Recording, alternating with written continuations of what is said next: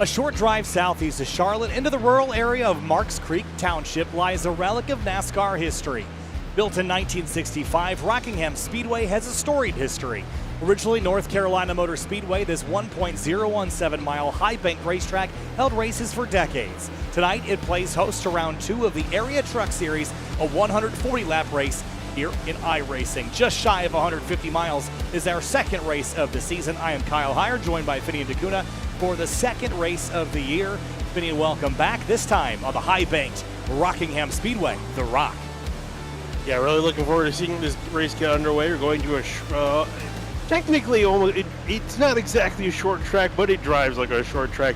This track has put in some phenomenal action over the years on SimTV. We've seen some fantastic races, some slugfests, and I think tonight, with the amount of cars we have here and these guys ready to get the season really underway after Daytona, I'm sure they can't wait to get there and show what they can do. Here's a look at your point standings, your playoff picture after race 1 at a 17. It was Ryan Hart's last week that got it done here in the Truck Series. Travis Beckner, Shane Abbey, Garrett Grant, AJ Roderick, the rest of the top 5.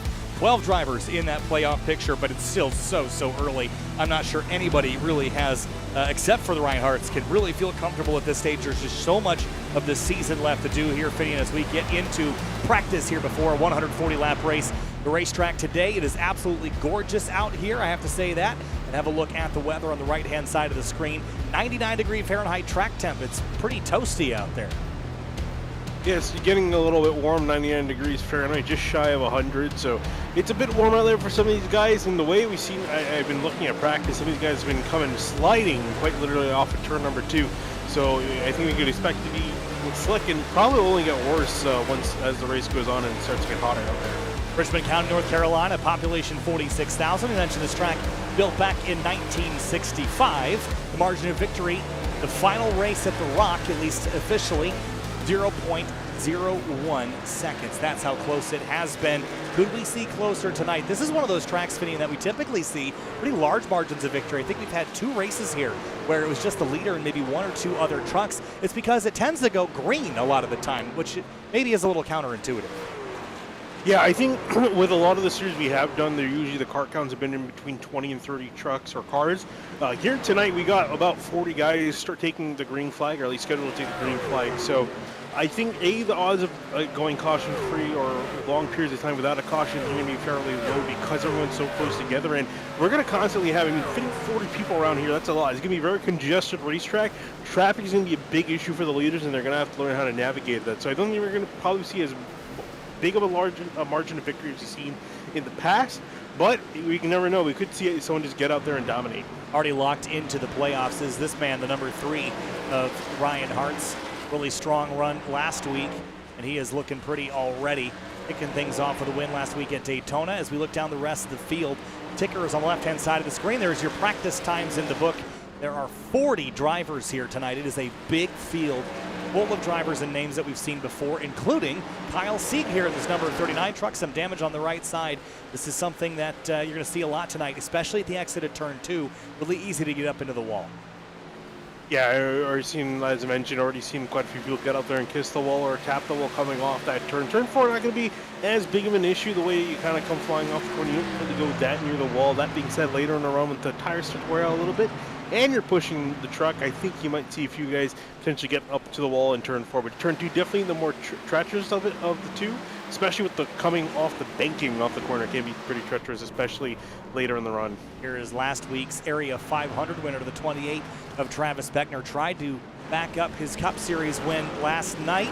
Couldn't quite get that done at Chicagoland Speedway. He'll try to get his first victory on the season here in the trucks. Cameron Hearn was a factor in the Truck Series Championship last season. Here he is now in the number 67 Matco Tools Chevrolet Silverado. They're doing pretty well for themselves so far in practice. Currently 13 fastest. I also want to take a look at the 21 Eric Wineland. Didn't have too good of a start to the season off at Daytona. Finished all the way back in 26th, or is currently sitting the points 26. So he's going to be looking to try to get off to a better start. It's currently 3rd on the practice sheet. So already looking pretty good for the 21 truck. Matt Bell is the fastest on the practice sheets at a 23.96. 140 laps around here. It's not a super long race. These laps tick off pretty quickly for a 1 mile racetrack. The banking here is exceptionally high, and you're going to lean on that quite a bit, but it's also a pretty bottom-heavy racetrack, I find. You run up the racetrack, it's going to open the door for someone on the bottom here. And then again, turn 2, that concrete wall, that will bite you there. You get loose as you come up off the corner. You gain lift, and then you kind of descend off into turn 3. It's very Dover-like in that sense. While it doesn't share the same shape, it does share some characteristics. Actually, the back straightaway kind of does look like Dover when you look off down Thunder Alley towards turn 2. Yeah, it really does. Just the way the banking starts to increase before you get to the corner, and you kind of get thrown into it. And honestly, that is a really good comparison. Driving here a little bit, it does really feel a lot like Dover, and the banking it's really incredible because I don't think the camera does adjust. You can see going on here on board with Danny where that really just show how much the banking is and how much you just kind of rely on it to get the truck through the corner. You kind of just have to throw the car in there and just kind of hope that it sticks. On board with Danny Ware. Look at the high corner speeds because of that high banking. And then you head off into turn 3, and you describe this just like Dover as a landing. You turn on in it, and the truck compresses onto the banking, riding kind of midway up the track now is Danny Ware. Off the corner, turn 4 opens up a little bit, so you're not so concerned with getting that outside wall. Across the line for Danny Ware at 24.2, only 3/10 off Matt Bell's best time, but he's 21st place. That's how close it is right now here at the Rock. Yeah, one thing that isn't like Dover is the amount of bumps in the corner. You saw, especially in 3 and 4, can you get pretty bumpy when you get to the exit of the corner, and depending on how you get on those bumps, it can really upset the way the car handles. Good look at Colin Fambro in the number 18. Off into turns 1 and 2 again. Just such a rough racetrack here. There's a lot of compressive load that you'll have to deal with all night long, and I think tire wear and conservation will kind of play a factor here as well. When do you come to pit lane? Do you wait for a yellow? Again, this is one of those places we tend to see longer green flag runs. And we'll probably experience something like that tonight, although the challenge with 40 trucks is this might be the biggest field we've ever seen here at Rockingham on Sim TV, Finney. Yeah, I think that's a pretty safe bet. I don't think we really had any. We haven't had too many fields over 40 in general. Mostly around the 30s has kind of been a sweet spot. But yeah, you got a lot of guys taking the green flag here, so it could be either very chaotic or fairly calm, depending on how things play out, especially in the early laps of this race.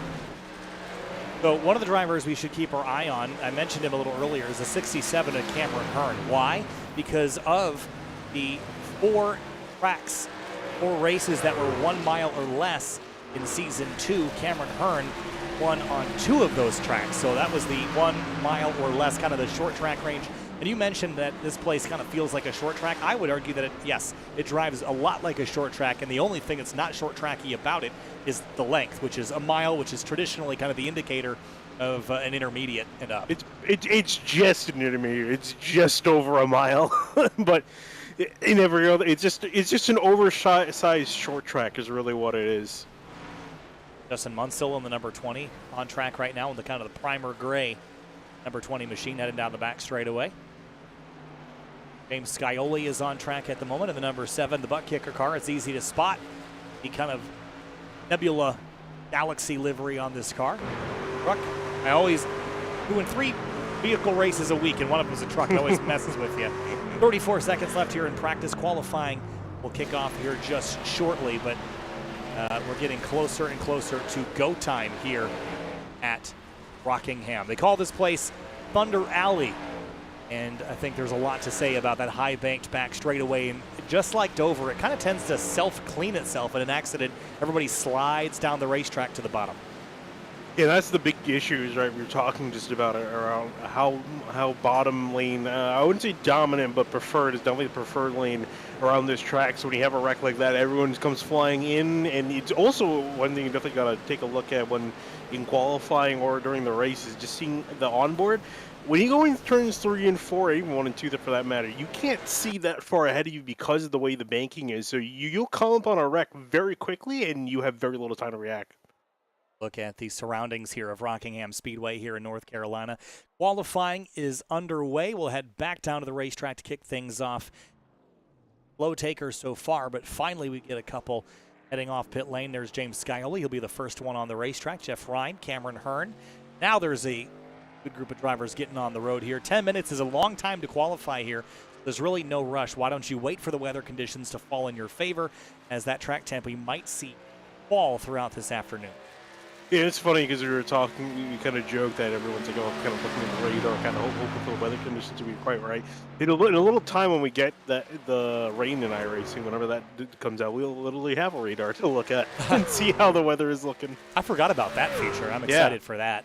I also really, I'm of the opinion, again, I'm one of those like super hyper-realistic dudes that would love to have rain delays just with simulated time advancement and that sort of thing. I think that'd be really neat just to add another dynamic to the sim, but James Scioli across the start-finish line and logs the third place time. There's Cameron Hearn goes second fastest. Dwight Beaverly, though, to the top for now. Colin Fambro in the 18 truck just getting spooled up down out of turn number 4 this time. Here he comes. You're going to see which is going to be the best for most of these guys. Is going to be lap 1 or lap 2. See, as they just started to come across the line again. Colin Fambro across the line for him up to the top of the timesheet. James Scioli goes back up after he completes his second lap, only second fastest. Bobby Tinch in the 66 getting spooled up. The Matco Tools Chevrolet. Fambro, Scioli, Hearn.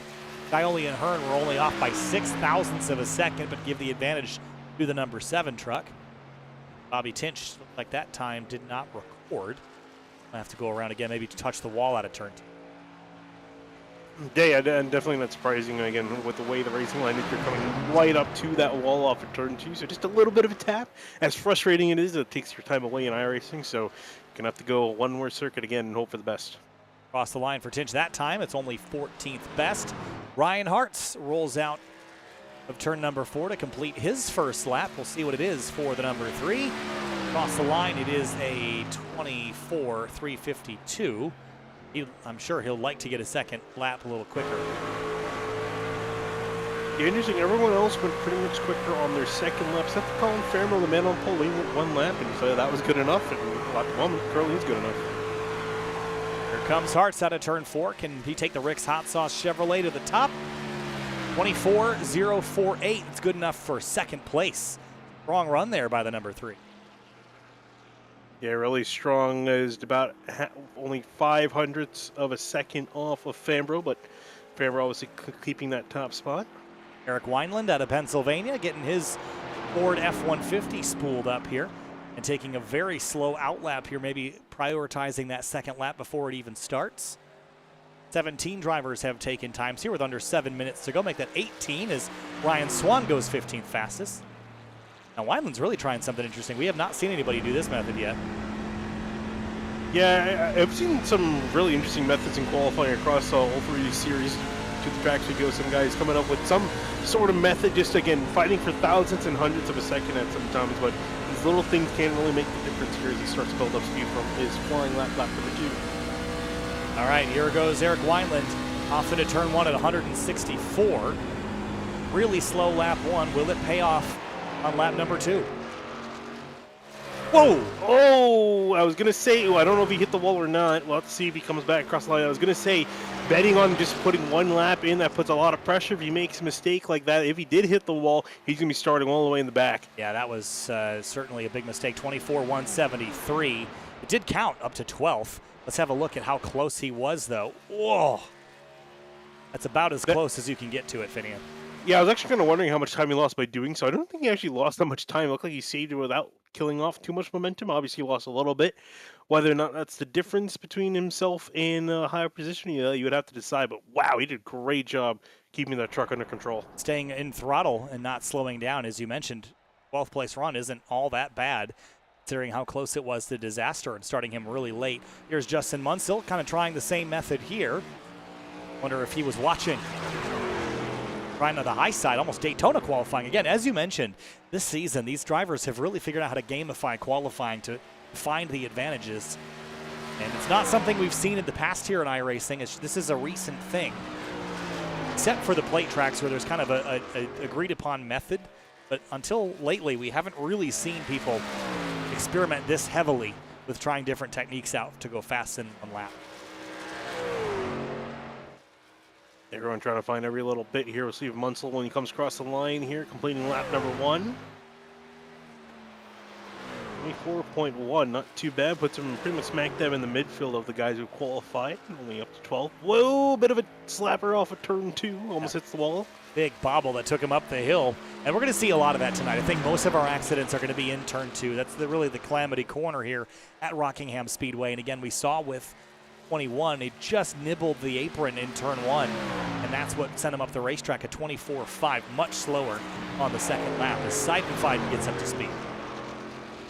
He's coming rocketing through turns 3 and 4. He'll start his lap. Ooh, Matthew Bell just came and finished his laps up into 5th for the number 9 truck. Chris Seidenfeiden working his way through 1 and 2 here. Oh, gets loose in turns 1 and 2. Is he gonna? He looks like he's gonna continue on. Yeah, same thing we saw previously. Just the slide on the entry to the corner. It comes down the racetrack, gets the apron, and carries the slide on exit. He's got the second lap. Let's ride on board here. Just watch the hands in 1 and 2. It is a nervous moment for these trucks. You want to get close to the yellow line, but obviously you want to tap it, you want to cross it. Just gets enough of it off of turn 2. Yeah, a little counter steer there, but it wasn't a big one. He did a nice job controlling that truck. And now up the racetrack in 3 and 4, trying a high lane. See if this pays off or not. Currently 25th. Can he go faster? Cross the line at 24.155. That'll put him up the order into about 11th spot. Not a bad effort. Travis Beckner, last week's Area 500 winner in the Cup Series. He rolls off onto the back straightaway. Let's see what he can do. His teammate that he pushed to that victory last week is up in 2nd place. Will he end up around him? It's going to be the big question here to see what Beckner can do. Lap 1, 24.259, only good enough for 17th. 19th now as 2 drivers go faster. Swervin Irvin jumps up inside the top 10. Will Beckner pick up on lap 2? So here he's got to make sure he gets a good finish to this lap. 3 and 4. You see the counter steer, the back end start to come around, able to save it, keep it going in the right direction across the line for Beckner. Picked up a 1,000th. Not good enough to go anywhere though. Yeah, he's going to be trapped in the midfield with that lap. Jacob Bell in the 77, he's coming across the line, just completed his first flying lap, 24.2 for him. Throttle here on exit of turn 2. Nervous moment for everybody, but he looks pretty gathered up in the Lodge Box truck. Make sure to tune in on Thursday night for the Lodge Box Series race. That will also be here at Rockingham. Jacob Bell out of turn 4, a little bit of wobble and a wiggle. Here he comes across the line, 24.117, good enough for 11th. Carter Coop, Matthew Cochran, and more. The 52 right up against the outside wall. Yeah, again, the logic of pay for the whole racetrack, going to use the whole racetrack. So again, you have to really avoid and be careful of getting those 0Xs. Well, while the 52 works his way around the racetrack, fans, be sure to subscribe to the Area iRacing Twitch channel. For only $5 a month, you can watch all Area broadcasts commercial-free. You can also use new Area iRacing emotes in the chat. You can earn double channel points as a subscriber that you can use to redeem for free merchandise as Carter Coop comes across the line. 29th quick on lap number 1. Go faster on lap 2. This will likely be the last driver making a qualifying effort. So Abby Coey, Josh Taylor, Cahill Holmes, Jeff Noe, and John Bauer are not going to make qualifying runs as Carter Coop runs a 24.475, a little slower. Looks like Colin Fambro with that well-timed first lap will be on the front row alongside Hartz.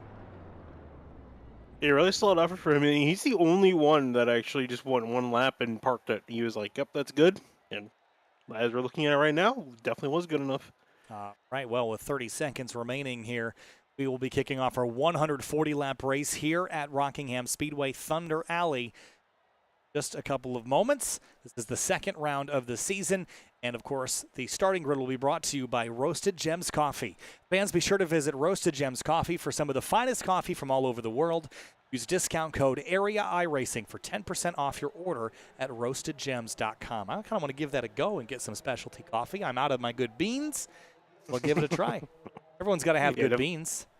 Yeah, do you still have the little, like, I don't know what you call it, like French that press? little apparatus? Yes. Yeah. I'm a little coffee snob. French and another. I have 3 different ways to make coffee in my house. I have a drip pot, I've got a French press, and I have the Keurig for when I'm really lazy. Okay, but here's the thing, though. How many times do you actually use the Keurig in comparison to your other stuff?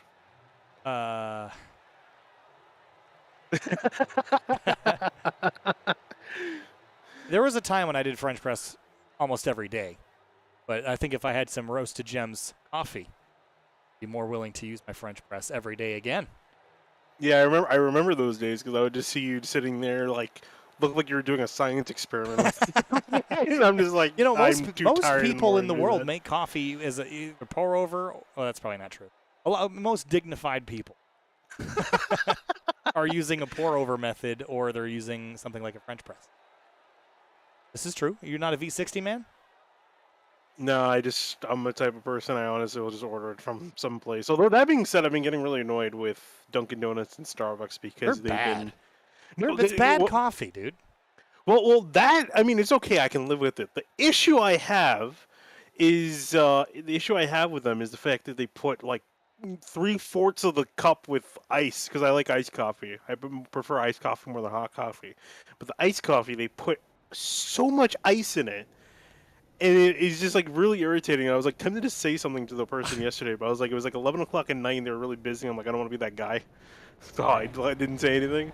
I was really tempted to because it's like, I'm just like at the point where, you know what, you might as well just get coffee from Rosa Gems Coffee and just make your own at home because we'll put a bunch of ice in your cup. I did just learn the other day that iced coffee sizes are bigger than hot coffee to account for the ice. No, they need to make it bigger. They can't fit. All right, so much ice is barely to coffee. We have a race to do, so let's get started here. Starting lineup here for tonight's race. The Roasted Gems Coffee starting grid up front. Colin Fambro in the number 18. Ryan Hart's the number 3, rolls off in second. Back in behind them in the number 19 is going to be Ryan Swan rolling off in third. Next to him, James Scioli in the number 7 and fourth. Riding off in fifth will be Matt Bell in the number 9. Cameron Hearn starts sixth in the number 67. Back in behind them, Race League going to be lined up in the 08. Next to him, Dwight Beaverly in the 01 in 8th. Ninth place, Paul Irvin in the number 48. David Weishart starts 10th in the number 33. In row number 6 on the inside, Jacob Bell in the 77. Next to him, Jordan Hurley, who actually, never mind, it looked like he didn't grid. Did grid, he's in the 5 in 12th. 13th place, Kyle Sieg in the number 39. Chris Seidenfeiden will roll off alongside him in 14th, the number 45 truck. Back in 15, Justin Anasoyak in the 88. Next to him in the 8 is Brad Slaughter Jr. in 16th. 17th place, Justin Monsell in the number 20. Eric Wineland starts 18th, the number 21. Back in 19th, Tommy Ryan in the 99. Next to him, Jeffrey Wilson in the 85 and 20th. 21st place, Travis Beckner in the number 28. Tyler Hallman starts 22nd in the 42 truck. In 23rd, Danny Orr in the 00. Next to him, Garrett Grant in the 46 in 24th. 25th place will be Charles Canita in the number 44. He'll start alongside AJ Roderick in the number 56 in 26th. Back in row 14, 27th, Aaron Reed in the 15. Next to him, James Shane Wolf in the 2 truck in 28th. 29th place will be Carter Coop in the number 52. Matthew Cochran rolls off 30th in the number 4. Pace Truck pulls off. It is time to go racing from Rockingham Speedway. 140 laps. The Area Truck Series is underway. We're racing here in North Carolina.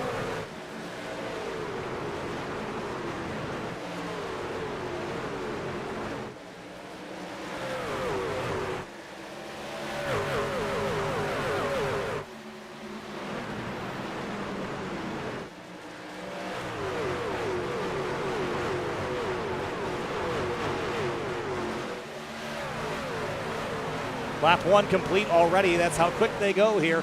Fambro leads the way. It's side by side with Scioli and looks like Ryan Swan on the outside for 3rd place. It's Scioli getting a bit of a leg up in 1 and 2 on that inside lane. We're talking about it. In behind them, Cameron Hearn making a swipe at Bell for 5th place. Door to door, truck to truck. Bit of a bobble and a slide for the 7 out of turn number 4. In behind, I think that was the 21 of Wineland. He almost had Sogak go across his front bumper as they left turn 4. Yeah, already seeing some aggressive moves. Even before that, I saw Beaverly take Weishart all the way down to the apron on the front straightaway, trying to make a block. Actually, Weishart going to go to the inside, throws it inside of Beverly. Weishart sideways in 3. Can he gather it up? He does. Squeezes past the inside of Jacob Bell, but he's going to get swarmed on the outside by Jordan Hurley and many more. I think he was tempted to just door the 0-1 out of the way. That was an aggressive move down in turn 3. Here's a quick look at it. The Simrat Market replay dives to the inside, makes the contact there, and holds that slide for a long time. And I just heard Weiser come over the radio. He said, "That's your free one." That's your freebie. That was a deposit. Later tonight, I will make a withdrawal. Here comes Seidenfeiten out of the inside of the 33. His way to the inside. Weiser losing out early on, just trying to get himself back sorted out after losing quite a few spots for that mistake. Jacob Bell under fire. Swerving over to the inside in the 48 truck. And Dwight Beaverly behind in the 0-1, getting a good view of this out the windshield. Good battles all the way through the field and a good clean start. Colin Fern already one lap down in the number 86 as we go back up towards the front. Here's the 8 of Brad Slaughter Jr. on the outside of the 33 of Weishart, who's trying to fight his way back, and Slaughter wasting no time going to the high side here. Yeah, Slaughter already making up some early progress. Josh Taylor, I think, and more. Aaron Reed is tangled on the backstretch. Yeah, Reed actually was the start of this caution. It's actually really the main cause of it. A look on the Simrat Market replay. Gets into corner, kind of already destabilized. And right here on exit, kind of tracks up the racetrack, slips down, hits the inside wall, bounces back across the road. I think that was Josh Taylor that skidded to the inside, unrelated. Yeah, he was just trying to avoid that. He made a very sharp move to the right, almost went into the wall, made a sharp move to the left, lost control, and just tapped the wall on the inside. He should be okay. Actually, I say tap the wall on the inside. He got a decent lick to the wall on that left front as we look at Aaron Reed as well. Also some decent damage to the 15. Pretty significant impact there. All right, well, we see pit stops this early in the race. I would probably say not. A couple laps in, not really sure we're going to see enough tire wear in this short of a stint to require coming to pit lane, but Colin Fambra shot out of the cannon pretty early. Art Scioli Swan and Cameron Hearn. Now Hearn started this race in 6th. He's up 1 spot. Ryan Swan has dropped 1. Matt Bell has gone backwards 1. So not a ton of movement here despite how much side-by-side we saw in the early laps. Yeah, I was just about to say, before that caution came up, Brad Slaughter was one of the bigger movers of the race, up 3 positions. Since the drop of the green flag, almost went 4. He was just in the process of making a pass, and I noticed that he was actually making a lot of moves on the outside lane. He was making quite a bit of progress up there. Yeah, and that's something we've seen here. This is kind of the tale of 2 racetracks, right? Because the bottom, that's kind of where you need to make speed when you're by yourself, but you can make a lot of passes on the outside if you know how to ride the rim here. And it seems to depend on the setup, the fixed setup that is being run, and in the trucks. I always thought that the high side was a good place to be because you could keep your momentum up so much more. In the Cup cars, got so much more horsepower that accelerating out of the bottom lane isn't that big of a deal. Here, you're kind of trying to carry a little bit more speed. I think that'll work out better for you. Yeah, absolutely. So looking at Slaughter making some early progress, Jacob Bell also making up early progress, 3+ 3 positions for him in 77. Look at the race recap here. 132 to go out of the 141 cautions so far. 1 leader, that is Colin Fambra, who has led every lap so far. Jacob Bell in the number 77. He was having some pretty good fights. He's also up 3 positions inside the top 10.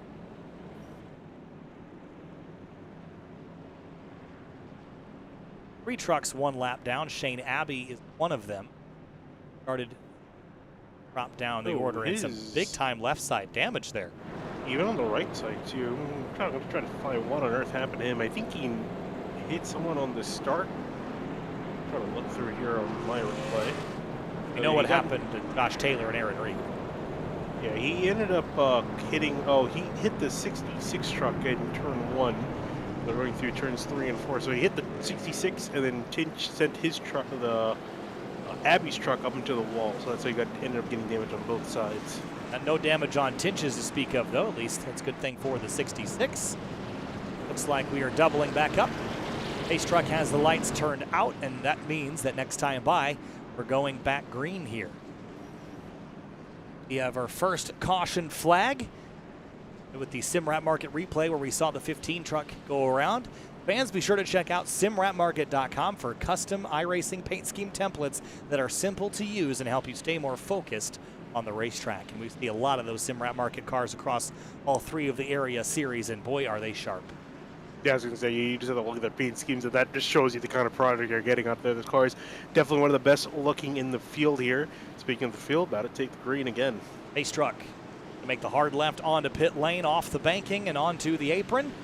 Ryan Hart's on the outside. Fambro, the leader, uses the inside lane here for the restart, and back underway here from North Carolina. We are racing once again at Rockingham.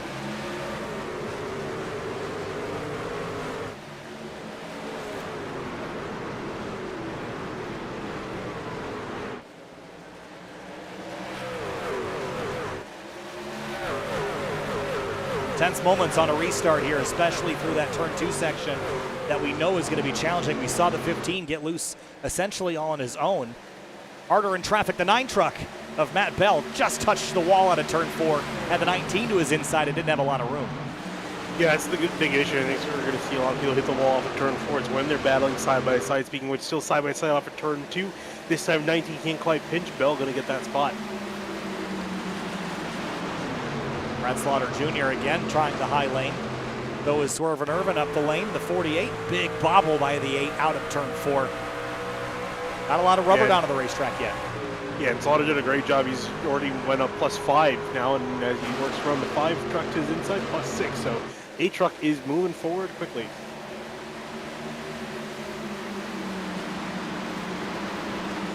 Go deeper in the field here.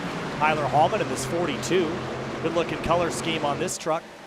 Highlighter yellow and red, and he's got quite the battle, including Chris Seidenfeiden just up the road. He started his race in 14th. He's gone backwards. Not a great start for the CSC Chevrolet. Yeah, did have a good qualifying effort, and as mentioned, the start not quite going his way either. So he's starting to struggle down in the midfield. That's where a lot of these brawls are occurring as we look just ahead of him. Travis Beckner, Dwight Beaverly battling for 16th as Beaverly's going to pull out of that battle. 5 was middle, 3 wide there in 3 and 4 between Irvin and Weishart. Weishart already counting his enemies after the initial start of this race. Already got a tally started. Yeah, and he's nowhere near Beaverly's. I think there shouldn't be anything occurring between those two at the moment. Cameron Hearn, you can see working against, that is Scioli. Now Cameron Hearn, spinning behind Bell in the 77. No caution, but big slowdown out of turn 4 and a huge stack up as well. Yeah, everybody's scattering there as the 70. Is it the 77? I don't think it was. 77, there was a separate incident. Oh. You're going to want to take a look at that. He went real sideways. It was amazing that he didn't bring out a caution. I will say. Right there, wow. Look at that. Oh, it's back from the 19. That actually, I think that helped him quite a bit. You can see him behind. And even as we go back live, a huge gaggle of cars. Yeah, this is not going to end well. Everyone's already, their tempers are hot because they just had contact. There's more trucks in the middle of this now as Shane Wolf in the 2 kind of sneaks through all that or gets snuck through. And I hear more contact somewhere on the field. And behind them, a few more drivers. AJ Roderick in the 56, couple of the 5 wide esports cars all tangled up in this. What a mess. Yeah, Roger goes at the 25 cutter. Oh, look out. Wineland slipping, sliding, and spinning down the back straightaway. Caution. Oh, no, he gets collected upside down. Oh, no. And what was a small incident very quickly turns into a wrecked truck for the 21. Yeah, I was going to say, well, it went from bad, went to worse for the 21, because it looked like he had it for the most part locked down and safe, but let's see what happened here at the start. We're talking about turn 2 being a treacherous corner, just got loose by himself, no contact there. Trying to save it best he could, locked it down, only a small tap on the wall, and then a hard impact from the guys in behind. And the 00 that got into him, Danny Ware, yes. There was kind of a separate situation here as we watch. Right here, he's going to get hit from behind from the 25, and then he just was along for the ride at that stage.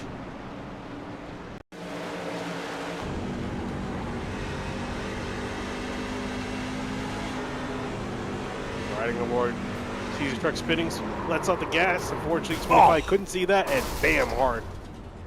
Oh, you see in the mirror the 21 still tumbling. And then for the 25, Cody Cutrer didn't back out in time. But he gets hit from behind as well.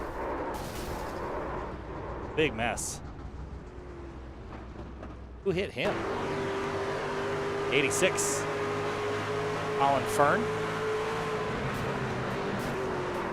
And for Colin, I don't think he could really see. Wow, that's a heck of a show there. I don't think Colin could really see all that well. Right on board the roll bar here. He's going to get his view blocked by the 25, and he just can't see anything. All of a sudden, everyone stops and just nowhere for him to go. Yeah, all he saw was a small puff of smoke, but that doesn't really tell you a whole lot. Probably thought the truck was further down and didn't realize that people were slowing down for the incident. The chain reaction there, you can't really blame anybody in that incident. But it really stinks for the 21. He had that thing locked down with just minor damage, and don't feel like that truck is going to want to roll for the rest of the night. That is a pretty torn up truck. Yeah, no, those second two hits. I mean, he hit not only those two trucks, then went back flying to the wall and then up and over. So he's got damage all over the place. So it's going to take a while for him to fix that up. A lot of drivers electing for pit lane. And Sogak has won. 44, Charles Kaneda. 4 truck of Matthew Cochran. 55 of Jeff Noe and a few others. Majority of the field will stay out on the racetrack. And maybe sensing a theme here. Maybe could we get some more yellows than we're typically used to? No, there's everyone pit except for the top 2, just Hurley and Ryan. Everyone else just came down. Thank you. We were watching the replays when all that was happening. One did come to pit lane, with the exception of the top 2. Now, okay, well, now that everyone did pit, I guess I can say that I don't ever really love staying out at tracks with tire wear, so I'm worried for this restart. For maybe not Fambro and Hearn, they'll get by it quickly, but if I'm in David Weishart's position or Matt Bell's position, kind of middle of the road here, this is going to be a pretty sketchy restart. Yeah, I mean, in this series, you get a decent amount of tire sets. You get 5 tire sets to use for the race, so you get 4 extra tires to change to over the course of the race.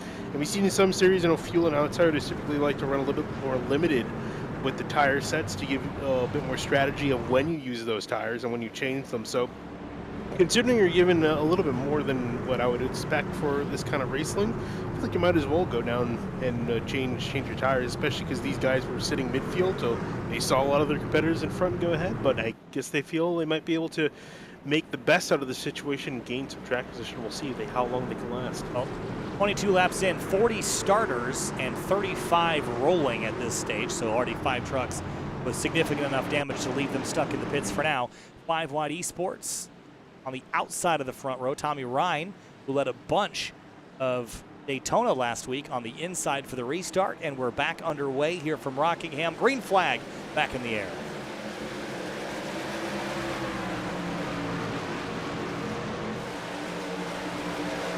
We'll learn pretty quick if those tires are worth having.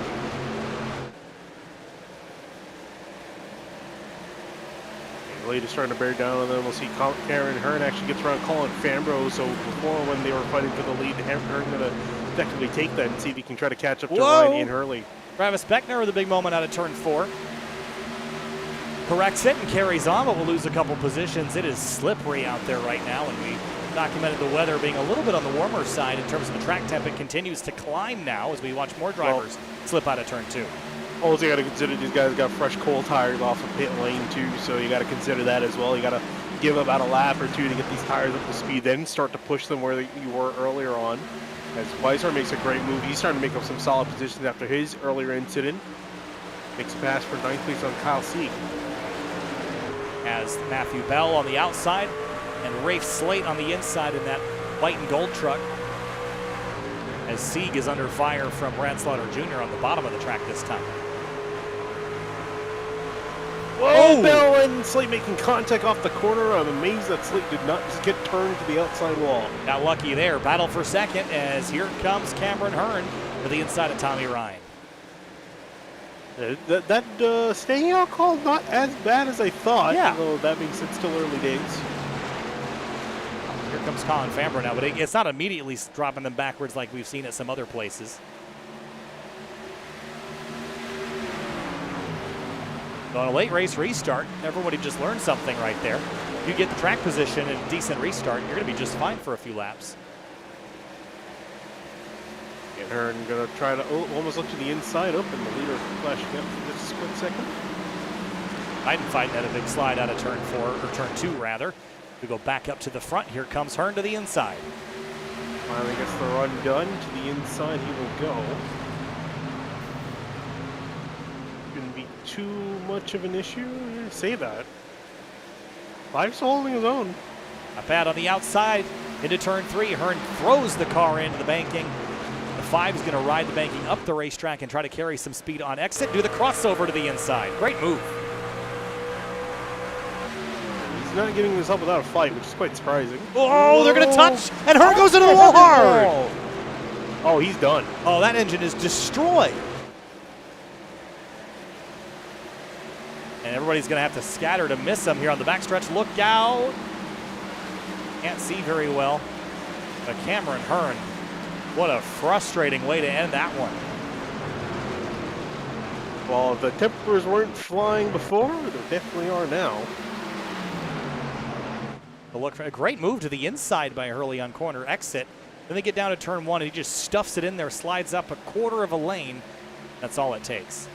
Yeah, and I think the issue is that the 5 is trying to fight with the 67. That being said, though, he doesn't have quite the pace or the tire handling of the 67, so it's going to be tough to stick it around that bottom lane, considering he's got 25 laps on his tires at this point. It's hard. I mean, look at, does the 67 give him any room? He turns in right here. Not a lot of room. There's some, but just not a ton. So maybe the 67 has some weight of the blame on himself, but look at this now. 18 of Fambro to the bottom on the 5. And Fambro gets clear of the 5 finally, so not so fast. Laps. Not so fast. Yeah, 5 going to dive again to the inside, going to try to work against the 18. It's going to be tough, though, to keep that speed going. 18 rockets around. Now the momentum on the outside should do the 5 in. He will tuck back in, entering turn 3. Surprise, he tried the same move again, the one that just took the 67 out, and actually slid up further that time, but there was more room, and that time it was successful. At least in that they didn't crash. Yeah, so that being said, though, that really showed that it took quite a few laps to get past it. I mean, Tommy Ryan as well, still running 5th, so the running on older tires is not too terrible of a call. Yeah, again, everyone that was paying attention just learned a big lesson there. Late in this race, if you have the opportunity to stay out and gain a bunch of positions, I'm going to do just that based on that knowledge. And it's not like there's not tire fall off. There is, but it just isn't significant. It's too difficult to pass for that really to be a huge factor. Here's Scioli just trying to work around the 5 of Jordan Hurley for 2nd place. Do just that. Really going to try to roll the outside lane, but now maybe try the inside, do the same move he's been doing, cross over to the inside into turn 1. Making me nervous when he goes up the track like that. Every time. Every time. Whoop, little bobble there from Tommy Ryan. But yeah, this isn't a great long-term strategy, but if you have a 5-lap run at the end, maybe even 8 or 10 laps, you might be able to get a better result by not pitting, but it also probably depends on how many laps you had on your tires prior. It wasn't like they had 80 laps on them. It was only, what, 15 or 20? Yeah, 15, 20 laps, but that's kind of one of the things we have to factor out. I mean, they were both in the lead for like 3-4 laps. It took about 5 or 6 laps for Hearn to somewhat get an advantage on the 5, so it took quite a while even then with fresh rubber to work past them. So you kind of have to factor that out and determine, depending on how many laps to go late in the race, as you mentioned with the late race caution. If you factor it out, maybe you might see quite a few guys staying out on older tires up the seat. Matthew Bell working over Rafe Slate, has David Weishart behind him. Damage on the right front of that 9 truck as well. Yeah, I was going to say, was that recent? I know you mentioned that he hit the wall early in the race, but I'm not sure if that was seen. Was that damage from that?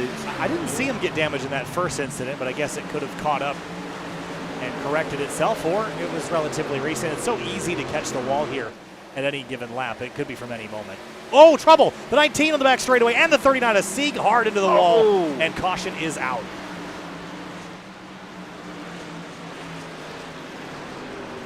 Sieg's night is done.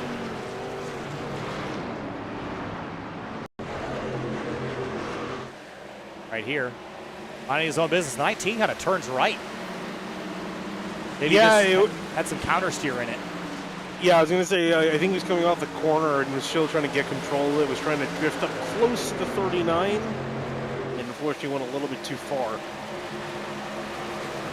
Oh, big hit. Yeah, I think we were right on board of the 19. We're going to see him kind of exiting the counter steer. And when he does that, the banking, like right here, as the banking falls away, he's going to have some counter steer in it, likely right here.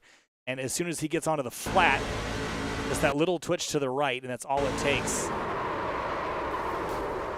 Might even want to analyze this a little slower here to get a better picture, but kind of middle through the middle of the corner right here, he's going to turn back to the right, catches it, and then that one last little touch, and he wasn't even turning left. The truck was just naturally sliding that direction, and he's in the wall. What's going on?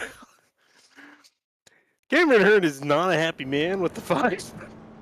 Did I miss something, or did you just say something? No, he said something in the race server. It's not really offensive, like explicit. Very mean. He's very angry, you can tell. I will say what he did say. He said 4 minutes left and I can quote unquote race you again. Oh no. So. Oh no. Oh, that is entertaining. It's flying. Hey, we said it race like a short track. It makes people angry like a short track. The dark sarcasm behind that statement is really entertaining. Well, we'll see. That getting out to the world probably isn't great. I don't think the policy allows you to go back out there and get retaliation, but I'll pop some popcorn and be here for it. 100 laps to go here, Finney. We got plenty of time. Yeah, we'll see. We'll see what Hearn does if he does decide to do a Jeff Gordon. Tuesday night entertainment. I'm all for it here as we make our way towards the halfway point of this race, which will be lap number 70. Third caution? Caution number 3. Here's a look here. Area Truck Series race recap. 100 to go. 2 leaders, 4 lead changes. Colin Fambro has been the dominant one of the night so far in the GoPro Toyota. Nope. They all look the same. The GoPro Chevrolet. He wasn't a Ford at one point. Could have sworn last season. Well, just all the trucks, they're just like make bigger grille, narrower headlights, make it look mean. Or difficult to tell from a side profile what you're looking at. Yeah, I mean the trucks in the Xfinity, they're not as they don't have a lot of manufacturer detail compared to the Cup cars. Not a lot of Fords in here in general. Yeah, it's true actually. Where are all the Fords? There's only 2? Yeah, 3? the 21 is one of them. Eric Wineland. 55 at Jeff Noel, the 39 at Cal Sieg, and 21 at Eric Wineland. So there's only one left running in the race. It's like the real Truck Series. Actually, I say that Eric Wineland is out on the track. Oh no, never mind. I don't know why I see. Oh, he is on the track. Yeah, he is on the track. But is 21 laps down with a lot of damage. What's our Cameron Hearn timer on? Need some picture-in-picture. I wish. Although I say wish, but then I can't imagine iRacing trying to run 2 versions of itself on one computer. It'd have to be multi-computer situation. All right, Colin Fambro. Yeah, I'm not building a second computer. I don't take up any more of my living room. Colin Fambro, James Scioli, Rafe Slate, Ryan Hartz are your top 4, no particular order. David Weishart is back to 5th. Pace truck pulls off. And time to go racing again here from Rockingham Speedway. Lap number 43 of 140 back underway at the Rock.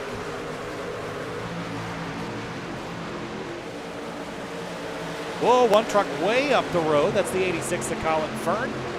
Almost found his way to the wall there in turns 1 and 2. Yeah, but did a great job. He used that to try to get some advantage, although that being said, there's not many places to go. Got stuck in behind the 33, David Weishart. But he's trying to just build up a run on that outside lane and then just turn it down low to get a run off the corner. Going to put Matt Bell 3 wide middle on the front straight, and that 86 got a heck of a run using that upper groove. But kind of squeezing through a closing hole there on the exit of turn 4. Yeah, you gotta be very careful running that kind of line, especially when you start turning down on the exit of the corner, especially when the line racing line comes up off the corner. You have to be very careful not hitting another competitor. Here we go again, almost 3 wide. Beckner trying to see if he can get a run, join the fray as the 8 and the 9 duke it out. Beckner didn't look super comfortable earlier, hit that big moment out of turn 4. But now the track's kind of coming to him a little bit. Gets a run to the inside of the 9. One truck way sideways on the backstretch. Was that Beaverly that fell back a couple of spots? Well, update, Cameron Hearn is back out on the racetrack. He also said he's got a couple of roasted Jim coffee. All by his lonesome for now. We'll see how long he stays alone. Who are we looking for? The 5. Yes.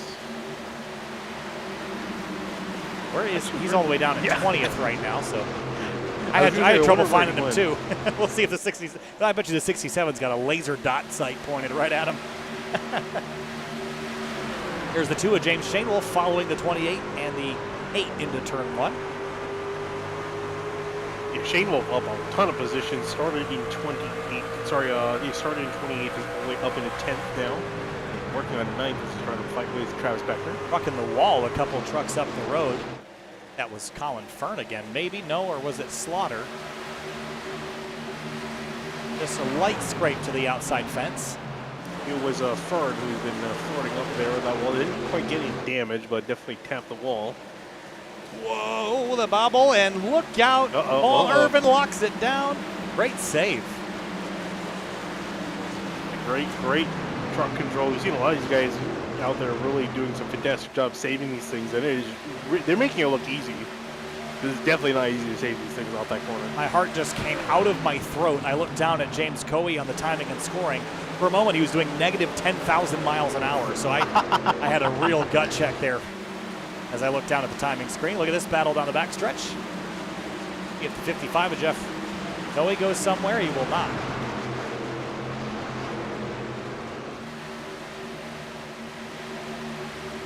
Oh boy, here's the 19 of Ryan Swan. Ride 3 wide, backed out of it. Smell blood in the water, thought of doing it. Logan Hartman, this is all the way back here for 23rd. Yeah, the battles in the midfield have been pretty crazy because these guys have been going cutthroat, just trying to make up positions because they know they got a long way to go. Hearn still by himself. Trying to find someone to race. Here's the pack. Fambro leads, Scioli, Hartz, Weishart, and Slate the rest of the top 5.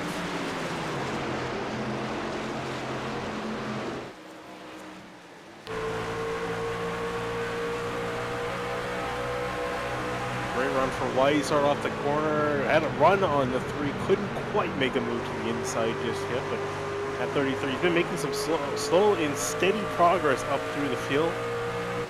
So here, we're already 6/10 off best lap pace after about 32 laps. So I guess that's not crazy fall off in terms of tire strategy. So keep that in mind later.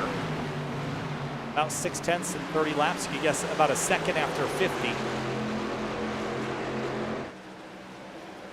Ambrose beginning to lose a little bit of ground to Scioli. That 7 truck beginning to eat into the lead as we go back to Tyler Hallman and Anna Sogak. This is for 12.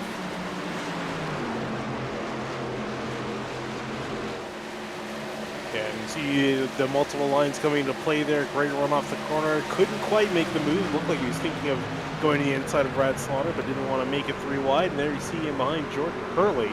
I was about to mention, he's been making up a ton of positions since the restart. He restarted in 25th, and he's already making move. He just passed for 13th and is about to get 12th and 11th. He can get past Brad Slaughter here. Back to where he started the night, back in 13th spot. Yes, it's interesting because he came into pit after that last caution. That's why he dropped so many positions, but he's been making up that ground. So for some reason, he's been able to really utilize the fresh tires a lot better than when the leaders were catching him. Oh boy, there's the 67. that spooked, I think, everybody. Kern drops onto the apron. I don't know how Cameron Kern. I don't know how Cameron Hearn expects to really effectively get any payback with so many other cars around him. So I think that might be ill-advised to try to get payback at this particular track. I think maybe he was trying to show maybe that, you know, if he wanted to, he could have done something there, but he chose not to. Could have been what he decided, but yeah, it looks like Hearn's pulling back down the pit lane. Not sure if that's going to be for good or not. Man, Matthew Bell almost squeezed Beckner into the wall on the outside of the front straight. Good battles here. This is such a fun racetrack because it's so bumpy and bouncy. A lot of movement in the trucks. Kind of leads to some unpredictable movements and everybody trying different lines all the time. Big group back here. Look at this behind the 46 of Garrett Grant. It is a mess. It is a mess as everyone trying to sort themselves out in order here. Bradshaw was making early progress, starting to drop back. This is kind of surprising. Yeah, definitely not going the right direction. Also, we should note how fast this race will go if we stay green to the end. The race will be over in 34 minutes. That's how quickly time passes here as the 8 just got used up by the 0-1 of Beaverly. He just slid right across the nose. That's one of those things that done once, that's all right. Done 2 or 3 times, you start to get frustrated by it. Oh, the 48. Irvin in the middle of a bunch of trucks. Get very spicy out here. And funny thing is, with that joke, unfortunately, none of the Rick's Hot Sauce guys are in this battle. Oh, that would have been a good joke to use, but I'm not usually thinking that far ahead. And 2 of those trucks, though, Ryan Hart sitting in 3rd, Beckner up in 8th. Little battle for 3rd place kind of kicking off. You mentioned Ryan Hart's here. He is 3rd. David Weishart putting pressure on, and Rafe Slate in the 0-8. Here he comes. Started 7th up to 5th. Has pressure on the back of that 33 Matco Tools truck. I also just want to mention, right in behind them, not in a battle, I just want to mention Colin Fern. He's in 6th place. Started in 35th. He's up into 29th. He's up 29 spots. Well, Colin Fern does not exist. No, it's a ghost out there on the track. Oh, what is going on with that? But here's the 28 and the 9 continuing their little battle, and the 5 and 2 having a scrap for 9th place. Also, can I just mention that Matco Tools, race trucks with tool sponsorships are just cool. I mean, hey, we're getting Craftsman Truck Series back next year. It's just so on brand. Yeah. You know, the tough trucker mentality, and then you got, you know, all this beating and banging and door slamming, and you got a tool sponsor. That's cool. Yeah, I was going to say, like, we're just about to need a lot of tools to fix Travis Beckner's truck because he almost got turned by the 9 off of turn 4. Beckner makes his way on through. They all kind of make their way on through as Beckner is trying to aggressively move up the order. Got Colin Fern on the outside now, the Brandon-built Motorsports Chevrolet. Jordan Hurley in that 5 continuing to move forward. And Matt Bell, who does not want to give it up just yet. Yeah, I was going to say, this was a great call by the 5. He managed to really gain quite a few positions here, and he's got the advantage on everyone else because he's got fresh tires. So he played the strategy beautifully. 4 laps to go for Hurley. Working closer and closer to halfway at about 6 laps time. We're going to go 3 wide. Heck yes. Here comes the 5 to the inside. 3 abreast down towards turn number 1. Thinks better of it. Uses some patience. Now he's going to reestablish 3 wide. It gets tight. Here comes the 9 to split the difference. So it ends up giving Beckner a bit of a shove because he's trying to see if he can get clear of the 5. Up, and here we go, 3 wide again. Wow, the 19 all the way to Mars. That's how high he went in turns 3 and 4. Couldn't quite find the speed up there in that particular moment. Tight quarters back here, battling for around the 10th spot. 99 and Tommy Ryan in the mix. Owed one from last week. He was one of the dominant trucks at Daytona. Ended up crashed. Ooh, up ahead. Beckner trying to make a move on the 86. Hurley up top. Almost able to get around the outside of Fern. Fern slamming the door shut.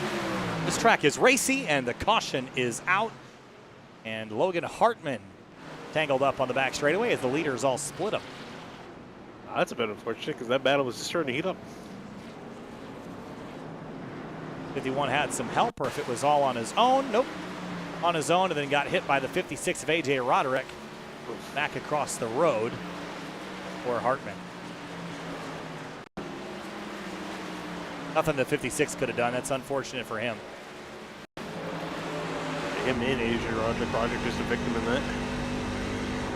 He saw it coming. He lifted and got on the brakes, but not enough time. So another caution is out as we approach the halfway mark of this race. I would expect everyone to come on down, get 4 tires and fuel. And now that we're kind of trending to longer green flag runs, I think we might get one more caution, but I think you're better off pitting now and expecting to go to the end from here. Yeah, I think so as well. See if anyone decides anything else. I think even for the guys that stayed out, I mean, they're looking at 48 laps on their stint count at the moment. I could see maybe Ryan Swan potentially staying out. Same thing with Jordan Hurley, but it looks like everyone is coming down on pit lane, so pit lane could be very busy. It's going to be pretty much everybody. One truck may be staying out. Is that the 7 truck? 7 truck? I think there is. Skyly. Not that 7 truck. 77? Maybe. Nope, not that truck either. 37? It's the ghost truck. It's the ghost line. A deep cut for anybody that doesn't know. Caution is out here at lap number 69 of 140, and we're going to reset with, looks like Bobby Tinch goes around, and he not pitted yet. Probably do it this time through, but Fambro, Skyly, Hartz, Weishart, Rafe Slate, your top 5. Take this moment. Thank rickshotsauce.com. Fans, be sure to check out rickshotsauce.com for some of the best hot sauces made locally in South Florida. Be sure to follow the Rick's Hot Sauce Rookie of the Year battle in the Area Cup Series and see who will take home the $100 prize as the highest finishing rookie in the point standings. Yeah, I'll tell you what, the battles on the track tonight have been probably as spicy as Rick's Hot Sauces because it has been intense down here at Rockingham. We're only halfway through the race. These guys have been fighting like it's been 10 laps to go. Still got 70 laps to go. 70 laps to go. We are at halfway. Colin Fambro leads. Here's a quick look at your Area Truck Series race recap. 4 cautions for 14 laps, 2 leaders, 4 lead changes so far. Colin Fambro has been the dominant truck of the day. Work our way to the halfway mark at this 1-mile racetrack. It means just about 70 miles to go. That's about 30 minutes of racing once we go back green. So that's how fast things are going to happen here at the Rock. Clouds coming over the speedway now. Track temp has not yet dropped, but we might see it a little bit here, depending on how low the sun will get in the sky. Remember when iRacing first introduced like the dynamic tracks with the temperature? I remember changes? when the sky was a photograph. Wasn't that long ago, 2018? No, it really wasn't. But I remember when it was like there was like any cloud would appear over the track, would just instantly start dropping down. They had to like tune it over time because obviously, you know, the track retains its heat, doesn't just immediately change when a cloud comes over. But we'll see how long the cloud cover does stick around, because if it does stick around long enough, could see it drop a few degrees, not too much, but just a little bit. Couple wave arounds, Bobby Tinch, Josh Taylor, Dustin Monsell, Eric Wineland, Kyle Sieg. Cameron Hearn has taken the truck back to the garage. We get lined up on the back straightaway here. Fambro chooses the inside lane again. Is that the right choice? I would think so for the restart. I don't see why you want to be restarting. Would prefer the outside lane, but yeah, I could be wrong. Usually I am. Trucks re-racking, restacking. It'll be 69 laps to the end of this race, just under 30 minutes of time. Well, out of turn number 4, Colin Fambro in command. In that number 18 truck, we're going racing again. The second race of the season is back underway here at the Rock.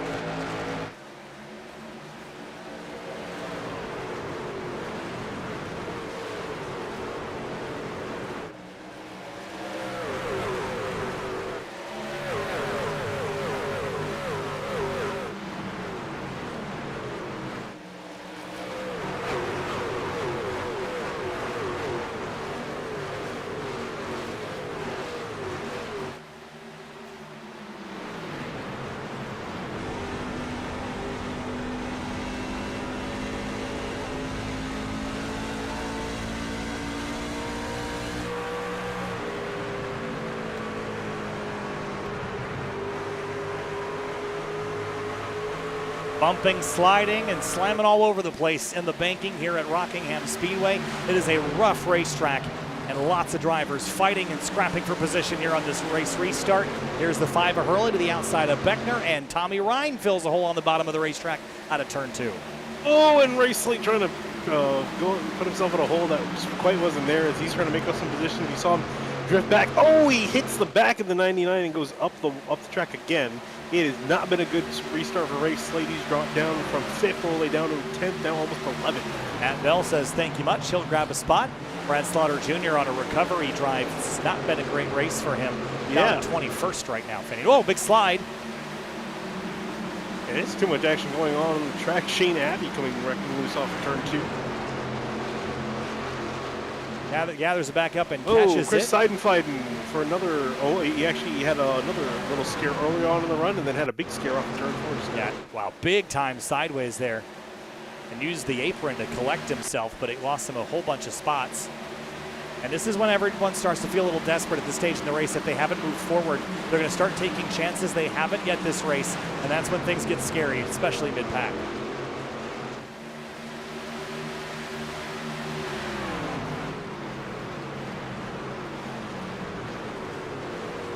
At the moment, mostly single file. I think a lot of guys are trying to get into a rhythm. Yeah, rhythm would be great for the front runners, especially for Fambro. I don't think he's been passed on the racetrack once tonight. He has just been so good. Here comes the 86 of Fern to the inside of Hartz. Yeah, the way Fern's been attacking these corners has been really good. He just died to set up the pass. He dives up high, cuts down low, gets a great run off the corner, and got a great run on the 3. Now working to the inside. Now it's a matter of can he complete the pass. Really tight quarters on corner exit here. Had to pinch it to the middle of 3 and 4 as well. And here's Travis Beckner in the Rick's Hot Sauce teammate car up to the outside. A little bit of right side damage on that 86 truck. He's been in the wall once or twice. Not surprised the line that he runs.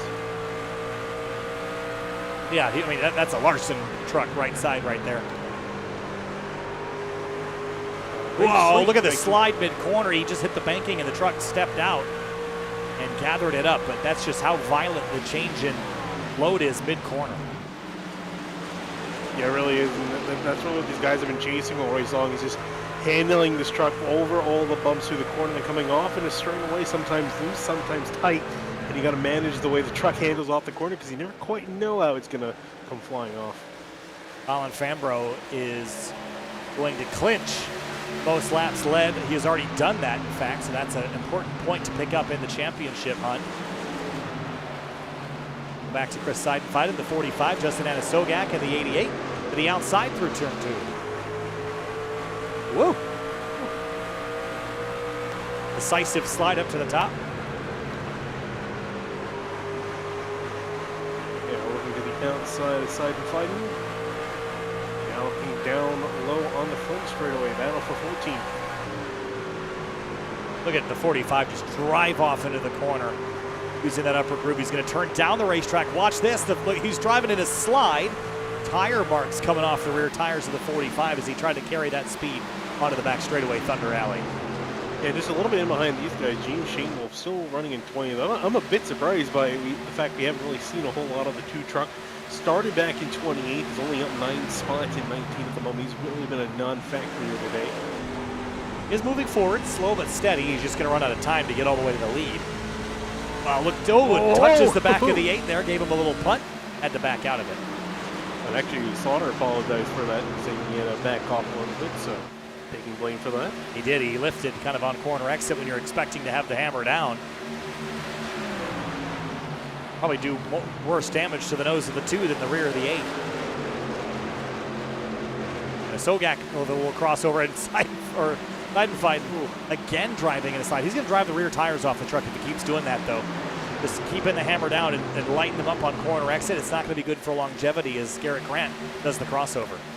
Yeah, I think he may be driving because he doesn't feel you're going to have a long run. We really haven't had that many long runs when you think about it. I think 20, 30 laps longest is what we had so far. So based off of the rest of the race, I mean, might as well kind of drive it like a short race, but you never know. Now could be the time we go green in the end. Wow, Rafe Slate just threw it into turn 3.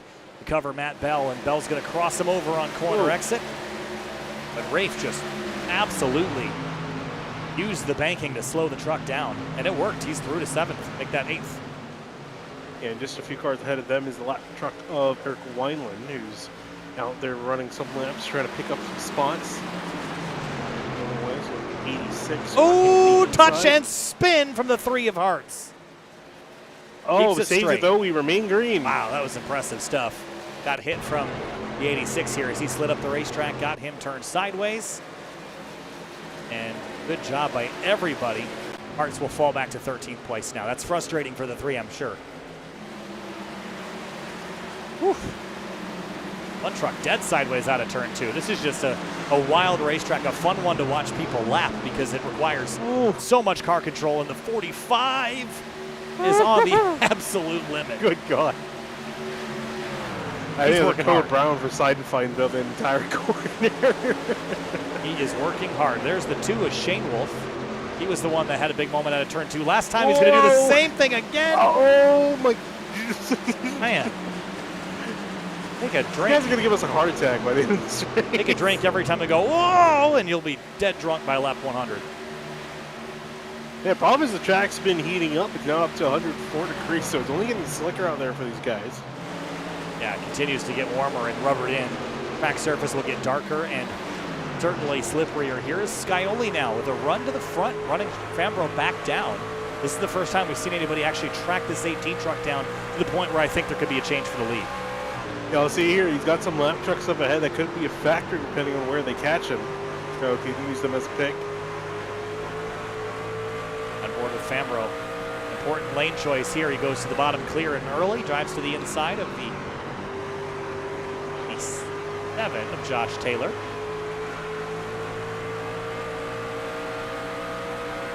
$50 laps to go this time through, sorry. Yeah, no, it looked like he had a decent run that last time. I couldn't quite get there, but is riding the bumper of Fambro, so maybe might mount enough pressure for the 18 to make a mistake, although he's been flawless up in the front. Ever since he took the lead, that 18 has been flawless. No mistakes from him. 7 loses a little bit that time through. But gets a really good drive through the center of 3 and 4, and that seems like that's where he's making up most of his time.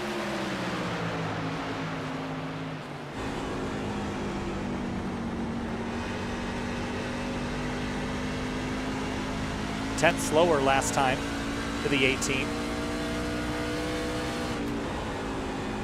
Oh, Fambro disappears. Last thing you want to see. This time through, Fambro, that's not going to be a valid lap time for comparison because of the internet continuity issue. He's going back to side and fighting in the 88. I was going to say, Shane Wall just had a bit of an incident with Abby. Not too happy of a camper. Got, as they're coming off turn 2, got a little loose, went into the 12 and into the wall. Didn't see the damage from that. There's a look at it, the Simrat Market replay here. Oh, yep, walked him up the hill. Oh, wow, that was a big hit for the 12. Walked him up the hill.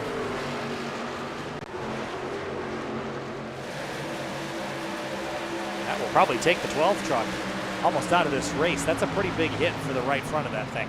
Yeah, he got damage on the left side from hitting side and find and not side and find. Sorry, Shane Wolf, and also the right side from hitting the wall. So as mentioned, a lot of damage. Brad Slaughter Jr., his drive forward is beginning to find some legs here. He's finally back to where he started this race after falling outside of the top 20. Would this resurgence be enough for him? Yeah, I don't know. I'm still trying to wonder how on earth he dropped back down there in the first place. Because he looked so strong early on, and then we saw him drop almost to like 20th. And now he's slowly making that progress up. So, I mean, definitely still has some pace there, but I'm just wondering how he dropped so far back in the first place. Paul Irvin underneath side and fight. Good battle here between Toyota and Chevrolet. As Rafe Slate and Beckner go at it. This is for 5th.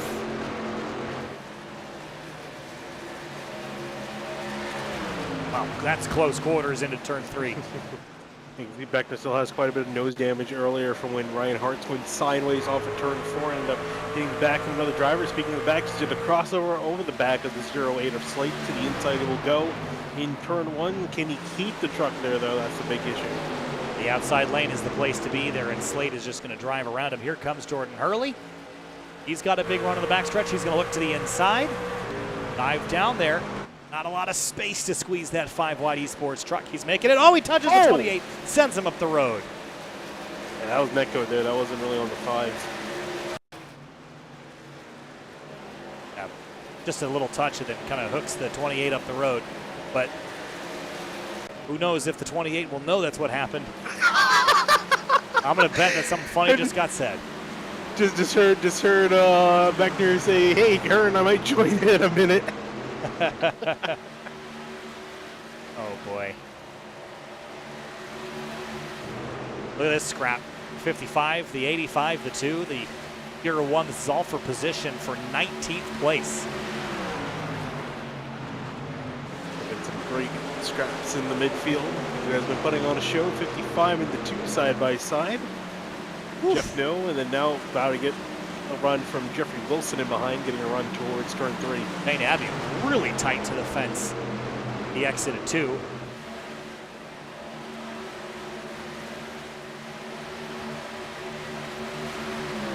So lap 100 of 140 this time through. Means there is 40 laps to go. What's going on now? Aaron's been putting some zingers on the chat. It's been really fantastic to read. I'll put this because this one isn't as mean. He put 0.01% of the U.S. is on dial-up. We found the 0.01 in reference to the 5's internet. Oh boy! Oh, trouble! Turn through it. It's the 3 rather. Scioli, and who else is that involved? Is that a lap truck? Logan Hartman. So. Yes.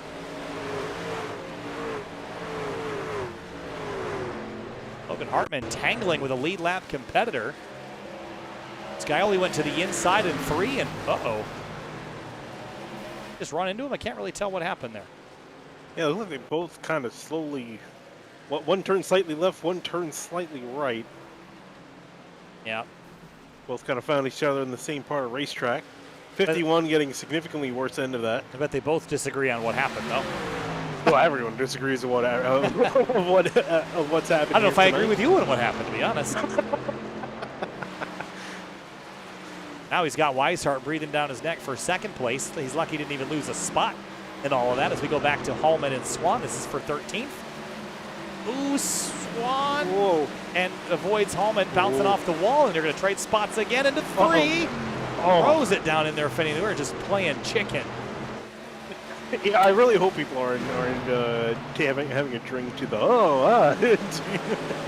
you definitely will be going to the emergency room. They're not conscious anymore at this stage. They're not. It's like, you ever seen those V8 supercar compilations of the announcers going, whoa, for 25 minutes straight. Whoa. Oh, 99 of Tommy Ryan to back out. Here comes Matt Bell with a huge run. Going to take that to the inside, pass 1 easily, and close the gap for 5th.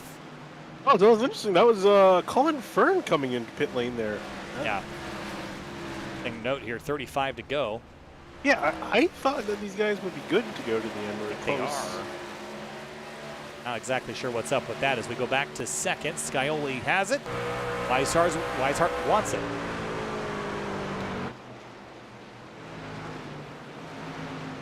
Yeah, it looks like he's going to get on through without too much incident there. Love the metallic red glow off the 33 in the sunlight. 35 laps left in this race. About 14 minutes is all that it is. That's how quick these laps tick off. If you just joined us, Colin Fambrough has been the dominant truck tonight. We've had a couple of caution flags along the way, but the consistent thing is that Fambrough has led almost 100 laps of the 107 that we've completed. Yeah, we're talking about how usually it's one truck or one car that dominates when we come here to Rockingham. That's definitely been Colin Fambrough in 18. Should things continue the way they are? Yeah, and it's not for lack of racing either. I mean, it's been extremely racy, but up front it is definitely, there has been a man that has picked the best combination of racing lines tonight. He is the dominant one. This is the battle for 5th. Hurley, Bell, and Ryan for 5th, 6th, 7th as they exit turn 2, nose to tail.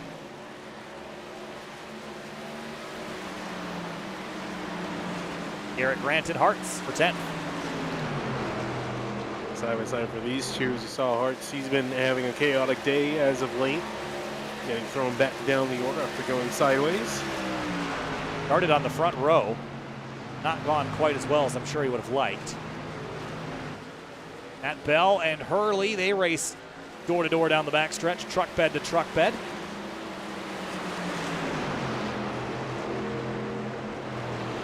If I couldn't quite get there, now I'm going to try to slam the door shut on exit. Comes back down to defend the inside. If I try to use what little of a run he's got, can't quite get this, and I will win on that occasion. Going to cross him up right here, though, and get the run off. Look at him turn down and hit the accelerator and just drive up off the corner and carry that run to the back of the 9. But where do you go in turn 3? Going to try the high side here, but it opens the door for Tommy Ryan. Hunter becomes the hunted out of turn 4. I haven't made a whole lot of noise out of Tommy Ryan today so far. He's been fairly quiet, sitting just inside the top 10. Led a whole bunch of Daytona, did not get the result he deserved after that race. I'm sure would just like to get his season on track. Turns left and shortens up the entry and gets to the inside of the 5. Can't quite get that run off. Caution, James Shane Wolf. Exit of turn 2. Very far down the backstretch, but you can see the tire marks. What happened to the 2 truck? Was there help maybe? Nope, just gets sideways. Once, twice, thrice, and tags the 0-1 of Beaverly as well. And skids down the road. All right, well, this means we're going to see basically everyone come and hit pit lane, and all the strategy is out the window. At this stage, it's going to be a very short run to the end. I like track position here. Do you try 2 tires? No, I don't know. These guys have been out here for 40 laps, and that's 40 racing laps, so I'm going to say you're going to want to come down and just get 4 fresh tires, because if you have a caution later on, maybe you want to consider 2 tires, but I would say come down for 4. Beverly, excuse me. I don't know why I want to say Beaverly so bad. It does look like Beaverly at first glance. Beverly. Of course it would be Beverly. I just don't know where I got that from. I guess I was thinking of the animal. He was building that house quite beaverly. I don't know. That's how I felt. Cars down pit lane. What we should do next week is have a giant beaver on the What's the, is it a groundhog that Digger is? Yes. We should have a beaver. And he builds a dam and the dam gets run over by the cars. That's what I think we should do. SimTV Beaver. We gotta come up with a better name than that. I mean, it wouldn't be called that. It'd be Bev the Beaver. Bev the Beaver. What? Wouldn't that be great? I think everyone watching, the area folks, could we have our own version of Digger, Bev the Beaver, who builds a dam, and every time the cars run into him, and he goes, "Oh, damn." That's what should happen every time we go through turn 4. Oh, you know, man. my program isn't working, but I was going to draw a beaver. Oh, really? It's not working? I didn't shut down my computer last night all the way, and it turned off that. I don't remember what it's called either to restart it. Oh. So, remember how you were talking about 2 tires, 4 tires? So everyone took 4 tires, except for the man leading this race, number 5, Jordan Hurley. I like it. I like the call. Thought it was going to do well. I had a couple drivers go off the right front tonight. I like that he's making that 5-wide esports truck 5 wide, or at least 1.5 wide. I'm sure a lot of drivers he's raced against tonight argue he's made that 2 wide. Hey, man. Just got to do what you got to do to stay out front. We are with 25 laps to go. How long does that take? 11 minutes is all it's going to take after the restart here. Out of the 40 trucks that started tonight's race, there are 33 of them still rolling. So 7 trucks are out.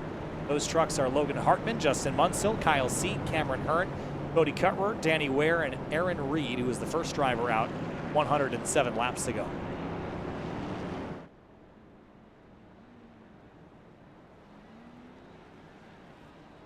Jordan Hurley, that orange and black truck, he will be the driver on the restart. High side or low side this time? I think I pick low. Yeah, I think every single restart you pick low. I don't really see why you would want to go any higher. Oh, look here, Brad Slaughter, he's back in 28th. and I have absolutely no idea why. Yeah, he was just up in. Oh, I do have a reason why. He actually came down to pit lane early. I think he thought he might need to make a pit stop. So he made a pit stop on the green. See how it'll pan out for him. Everyone re-racked and restacked. Predictions green to the end, or we're going to have a couple more yellows? I mean, based on what we've seen so far, I mean, we still got quite a few trucks still running. You can see there's a lot of very clean trucks. I have a feeling that may change here. I think with the aggression level, it's been pretty high this entire race, and typically towards the end it gets higher. As we got under 25 laps to go, I think we're probably going to see another caution before this is over. 24 to go for the restart. Hurley is your leader. He chooses the outside lane for the start. Bold move. We'll see if it pays off and pans out. Coming to the restart here at the 1 mile Rockingham Speedway, and we're thundering down towards Thunder Alley again. A great restart by the 5. He leaves the 18 in the dust. Yeah, because if ever did not get a good restart, Scioli's about to attack him on the top. I think that was probably the game plan to see if he can get Scioli ahead of Fabro. Maybe he's more. Oh, crash! 12 truck around, back straight away. And it's a huge crash. More involved. The 42 of Hallman, the 77 of Bell, and the 8 truck of Slaughters torn up too. This is the big one. They rocket it. Yeah, I saw the 12 truck around first. That was Shane Abbey. Go back in the SimRat market replay and see how it happened. Oh, he had some help. Oh, the 42 of Hallman gets spun first. That's what triggers this. Yeah, for everyone else, not really much of a place to go. Entire track gets blocked for a second or two. 42 didn't get a very good restart. Gets loose here. It's tagged by the 45 of Seidenfeiden. Or no, 45 or 46? 45 that tags him. 45, yeah, 45 Seidenfeiden tagged the 42, spun the 12. Man, big mess. It is again slow motion. Gets a little loose here. The 45 gets into the back of him. That turns the 12 across the road. Everybody tries to scatter to miss it. Look at the 88 or the 88 of Anasogak. Tries to get through it, and he does. And the 77 of Bell had nowhere to go. Let's ride on board with the 77 and see his perspective. I was going to say, we should ride on board with him because I actually thought he did make it on through. As we saw right there, he didn't, but he had really great near miss here as you ride on board, looking at him. This is his view of what's going on ahead. Can't quite see anything, can't quite see there. It's car spinning, goes down low. Just misses the 45, and unfortunately 42 comes across, nowhere for him to go. On board now with the 88 of Anasogak.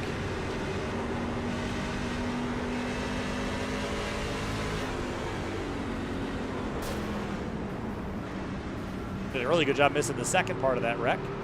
But then the 55, I think, also had a pretty unique perspective.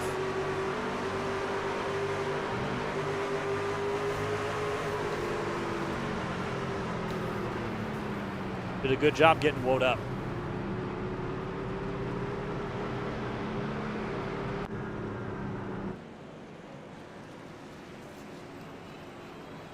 So 20 laps to go here from Rockingham Speedway, race 2 of the season. It has been a wild one so far. Here's a quick look at our race recap here, the Area Truck Series recap. 21 laps left this time through 6 cautions for 21 of those 121 laps. We've completed 2 leaders and 5 lead changes. This time, Gordon Hurley remains out front. Again, I don't hate this call. The more times we have wrecks, the more times we reset things, Finian, the less laps he's got to go on those old tires on the left sides. Yeah, the more cautions we get here, the better that call is looking for him. Because the less laps he's got to put on that left side, those left side tires. Assume he took right. So, yeah, it's looking to look better and better for him. Now that he's got Scioli in second, because he's going to try to do the same thing, start high, start on the outside lane, or if he'll choose to start down low. Looks like he's going to start on the top lane again. Track temperature coming back down just a little bit here. Again, I'm Kyle Heyer, joined by Finney and Dakuda for the Area Truck Series, race 2 of the season. As we get closer to the end of this thing, we'd like to thank Area iRacing.shop. Send everybody there. Fans, be sure to check out Area iRacing.shop for merchandise to represent your favorite driver. Shop from our selection of t-shirts, sweatshirts, hoodies, stickers, and more at Area iRacing.shop. not shop.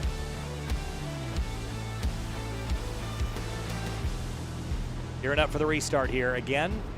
19 laps to go, only 8 minutes of racing remaining. Assuming we go green to the end. I mean, that was a really big wreck we had there to take out quite a few guys, so yeah, it's kind of up in the air. Depends on if these guys want to play nice or play hard. For the most part, they're playing really hard the entire rest of the race. All right, time to go racing again here from Rockingham Speedway. Field rolls out of turn number 4. It is the 5 truck on the outside that is the race leader.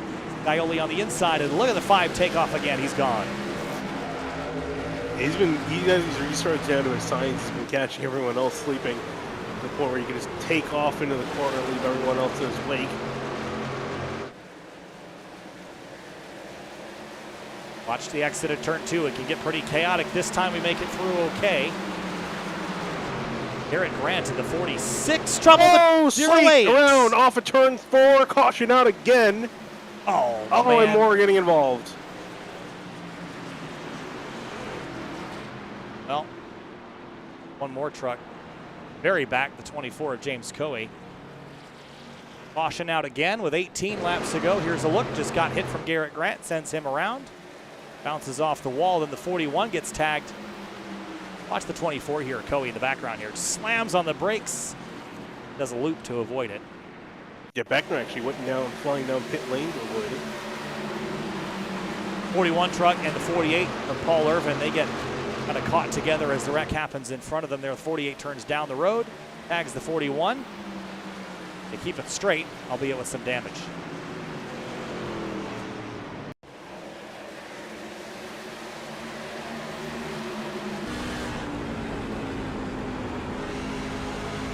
On board with Rafe Slate, not much he could do.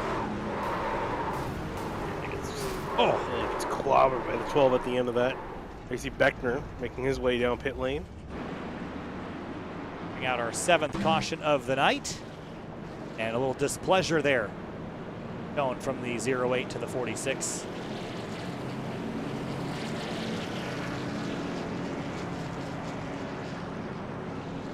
Take a quick step away. We'll be back for the restart here from Rockingham Speedway.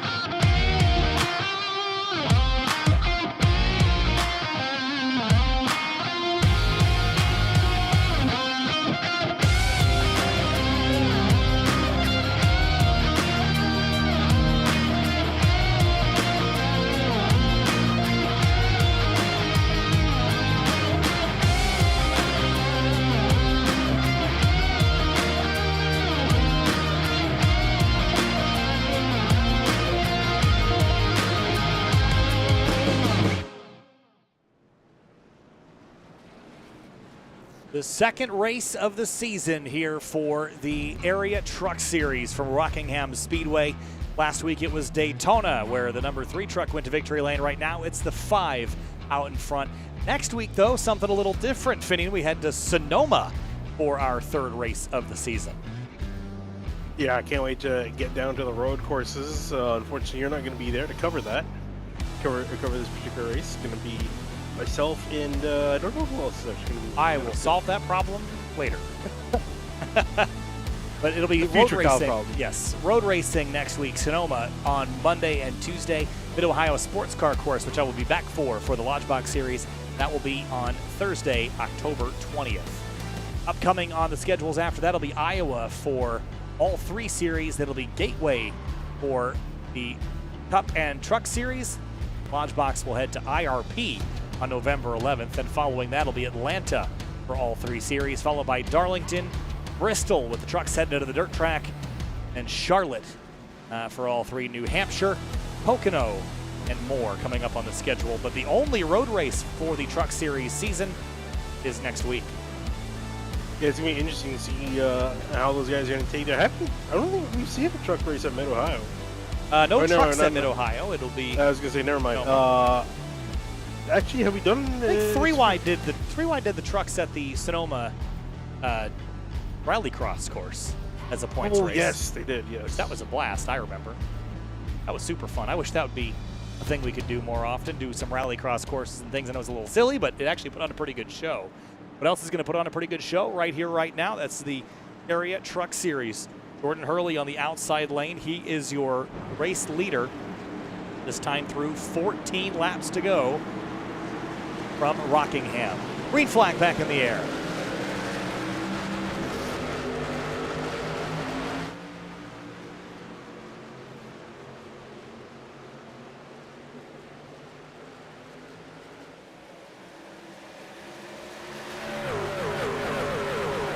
Close quarters again on the back straight. Are we 2 and 3 wide still? Yes, the 12 of Shane Abbey. That truck has been through the ringer once or 3 times.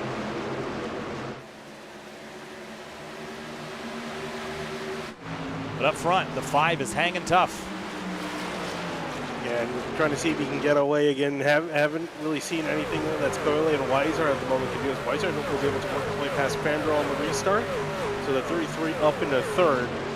Now all of them chasing the 5 down, and they got very little time to do so. Colin Fambro, remember, he led the vast majority of this race. He's in a losing spot right now, 4th place. Needs a little bit of time. Look at this 3 wide. It's going to get squeezed. And holy cow, I will give, I think that was the 86 credit for bailing out of that. That was about to be a big mess. And it still could be. Oh, still can Fern on the wall. Does he save it? He barely does. Just avoids the 44. That was seconds from disaster, I'll say. Weishart up into third. The 5 leads, but not by much. We're coming to 10 to go next time by. And Scioli is running him down.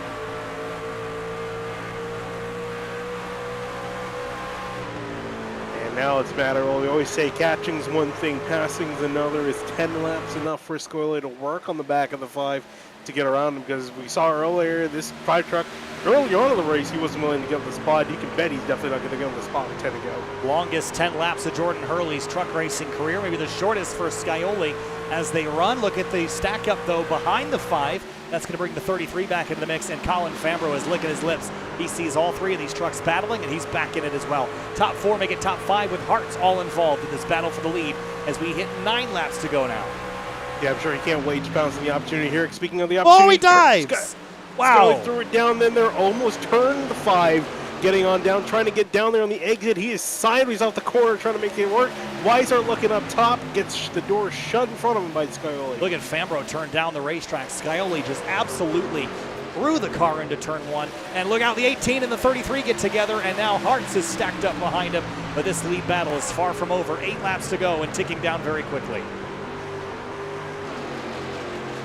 See Hurley putting up a great defense, trying to keep all of these hungry drivers in behind him. Scully now another move, going to look down to the bottom in turn 3. Here he is to the inside now, coming to 7 laps to go. They're all tangled up behind him. The 18, the 33, and the 3, they can't sort it out. Hurley and Scioli have 7 laps remaining here in Rockingham.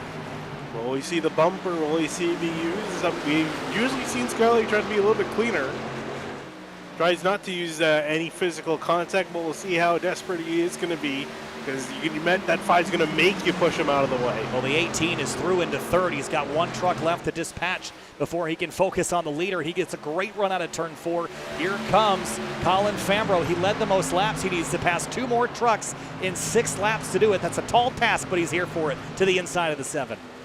He's going to get a great run off from turn 2 compared to Scioli, who washed up the track, burned his momentum off. Fambro should be able to get it in turn 3. He's going to slide in front of the 7, and indeed he does. He's got the spot. Can he prevent the 7 from crossing him over on the corner exit? He's going to throw the block down the straightaway. There's the gap. 5 laps to go, 4/10 of a second. It's Fambro. Does he have enough speed to get back up to the 5 and try to get around him? We'll see here. Time is ticking down. Could use a restart. There's some trucks scrapping in the background. The 48 of Paul Irvin, the 86 of Colin Fern. Fambro just ate 2/10 of the lead that Hurley had. 4 laps to go, and he's closing quickly. He's coming quickly. We definitely should be able to be there. Will he use the crow horns? On board with Hurley now, sensing the pressure from behind. Coming to 3 laps to go. Fambro led almost 100 laps. He just needs to lead one more to pick up the checkered flag. He is to the bumper of the 5 out of turn 4. Here they come to 3 to go. Great run off the corner. Lap truck ahead of them. Where's the lap truck going to go down the inside? Blocks Fambro. Oh, that was a critical moment there for Fambro. He needed to have that go his way. It did not. He's still stuck behind the 42 as the 33 and 7 scrap for third. We're coming to 2 laps to go, and these trucks are all stacked up. Oh, caution out. White Beaverly and Garrett Grant. Big time crash in turns 1 and 2. And the 5 came over the radio. He is disappointed with the way that hit. That's going to end. Oh, off the bumper of the 28, and that, excuse me, I said Beaverly again. Beverly in the 0-1 rather. Absolutely obliterated in that mess. Yeah, Beckner got into the back of Jeff Noe in 55. It seemed like he was trying to avoid 55 and went up into. Oh, and he got put to the wall. Wow. Yeah, Beverly just absolutely stopped in turns 1 and 2. Gets tagged and then, bam, dead stop from 120, 0. Garrett Grant really didn't do much either. That will bring out a caution. And I think that actually helped Hurley big time, Finney. And I know the 18 lost some ground, but the restarts have been buying this 5 a couple of laps. That's all he needs. Well, it is, but that being said, it's another chance for him to make a mistake. He's been very good on the restarts the last few times, so you never know. This could be the one time he messes up. I'm sure he didn't want that. He realized he was given a huge favor by the 42, the truck that was a lap down. That's Tyler Hallman that gave him the opportunity to get around, or that prevented Fambro from getting around Hurley. So I don't know. We'll see. Unless Fambro throws in a giant move, it's going to be tough. But you never know. Well, been a hectic race. Quick look again at the Area Truck Series race recap. 8 cautions for 28 laps, 2 leaders and 5 lead changes. And the 2 leaders are the ones up at the front. The 5 has led 37 laps of the 18 that has led 102. Only pay points for leading the last one, though.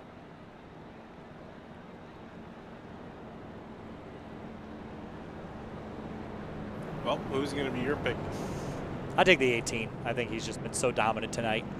But I don't think the 5 would be a bad bet. It's all going to come down to the restart and how he launches, though.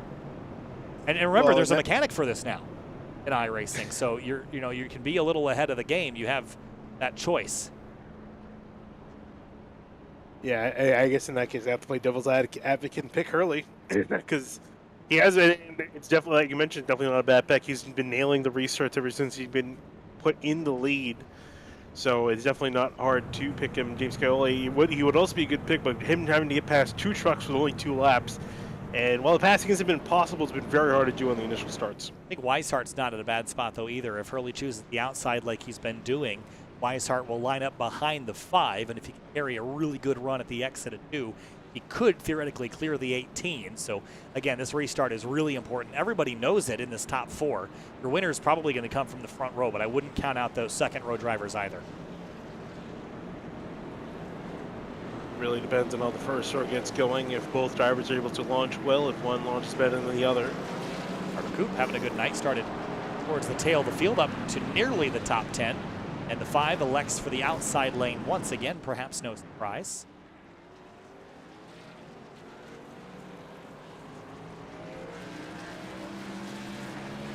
Working coming towards the final restart of the race. Green, white, checkered.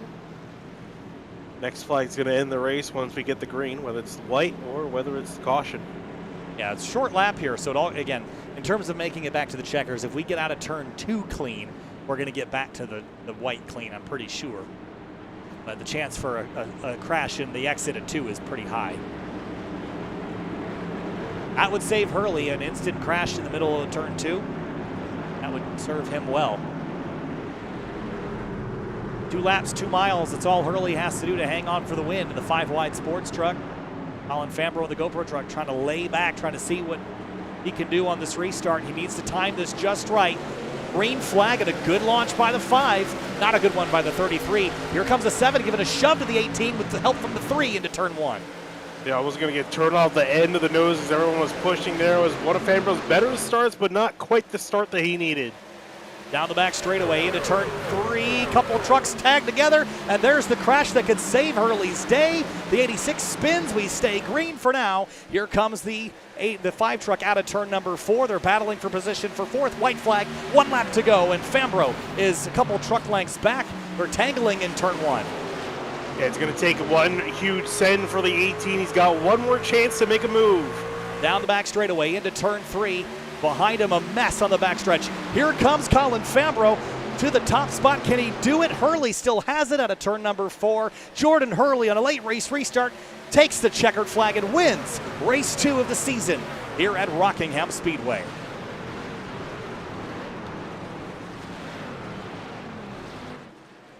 Oh boy.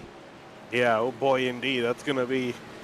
Some drivers are going to hate this victory, I can tell you that. Yeah, there was definitely some drama in this race involving the 5, but I don't know about the first one if that was really his fault. I think there was a component from the 67.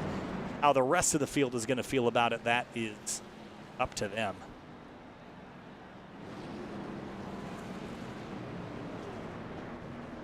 Early picks it up. Great restarts, great defense all race long. He just did a good job.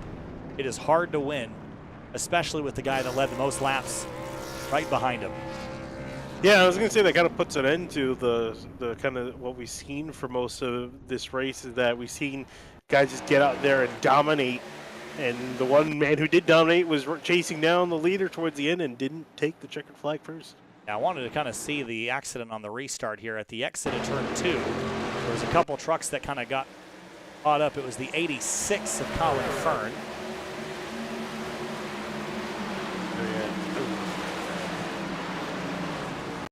Got it from up above again on the restart here. Goes to the high side of the 41 and 24. Turns down the road. Kind of gets used up a little bit. Back across the racetrack. And then the interesting thing, got cut away from it, but as they picked up the checkered, so here's the white. Checkered now, and I think, did the 24?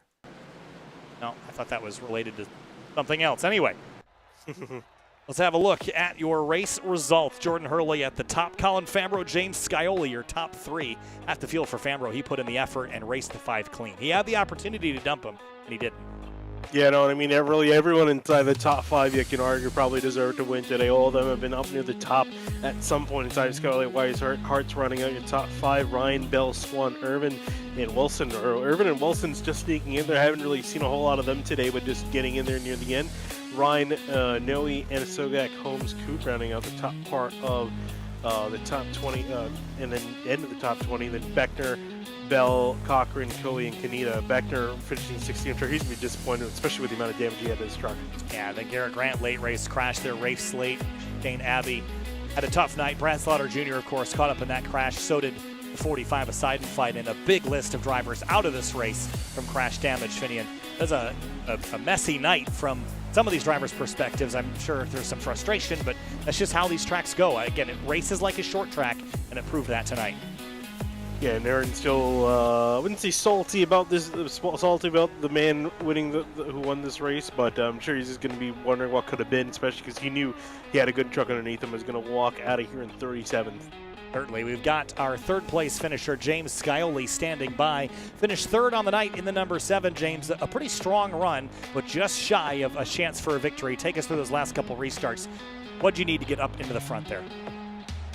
Yeah, pretty good race. I've never been too good in the truck, so glad to start off the season strong with a 3rd place finish. During that, one of the last green flag runs there, I got into it with a lap car. I'm not sure if we net coded or what, but it gave me quite a bit of damage, so I think we did, and it made my car really, really tight, especially in traffic. So then once we got to the end there and kept on restarting, it the tires cycled out, the heat cycle made it so that the 2 tires was still just as fast, and then after about 10 laps or so, I just started plowing tight and had nothing for him. I was hoping Colin would get up there. Colin was the class of the field tonight. I don't know how he was doing what he was doing, but he was flying, and I know he was pretty bummed not to get this one, so was definitely hoping he could get up there, but yeah, that damage just way too tight there at the end. Well, James, tonight you finished third. We head to Sonoma next week, our only road race on the calendar. How do you feel about going right and left next week? Cannot wait. This is one that I circled on the calendar before the season started, and I was 3 for 4 in the road courses that I ran last year, so I'm hoping that I can start off strong next week and hopefully go 3 for 3. That's kind of the plan. I know plans kind of change, but plans to go 3 for 3, so definitely looking forward to that. All right, James Scarley, third place tonight. Congratulations. We'll see you next week at the road course. Thanks, guys, and I just want to say a big thanks to you guys in the booth. You guys have been doing a great job, as always, and then thanks to Butt Kicker, Chris Sport Cards, Matco Tools, and Dandles Candles. I know it's candle season's coming up, so if you're looking for a good gift or something, that's that can be your gift. So yeah, thanks to all those guys, and again, thanks to you guys in the booth and all the admins and everything. It's been a good start to the season. I think we've put on a pretty good show at each race, so definitely looking forward to the rest of the year. Dandles Candles. I'll have to check that one out. Thanks, James. We'll see you next week in California. We'll see you there. Thanks, guys. Moving on now to second place, Colin Fambro led the most laps tonight and came up 1 spot short. Colin, I know this one stings, leading over 100 laps and missing out by a 10th, but from your perspective, it's still got to be a pretty decent race, although the result wasn't quite what you needed. Yeah, I mean, it is what it is. I mean, did all I could, raced my ass off, and just came up a little short. Seemed like tonight in green flag conditions, you just had the truck to beat. We're discovering something about this racetrack, and there's so much nuance to the bumps of this facility and the lines that you take. You know, is the long run kind of where you're best suited? It seemed like the short run, that 5 truck just shot off so fast that it was just hard to run it back down. I just think it takes the tires a second. You know, I mean, the lefts really weren't wearing that much. So, you know, for the short run that we had, and then we kept having cautions, which didn't help me any either. So I think, you know, if that goes green, you know, I would have worked my way around and you know, been on my way. But that's, you know, these races don't play out that way, the way you want them to all the time. And, you know, so here you are with, you know, with a second place instead of a win. Well, Colin, still a strong run. Second place on the night. I know it's disappointing, but good luck to you next week in Sonoma. We'll see you at the road course.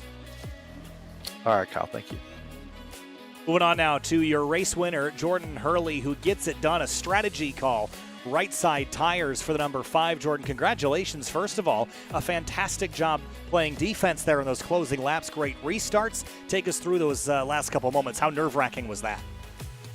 Yeah, that was definitely a bit too exciting there. I was my heart was beating out of my chest, just trying to drive my butt off and hold off the field.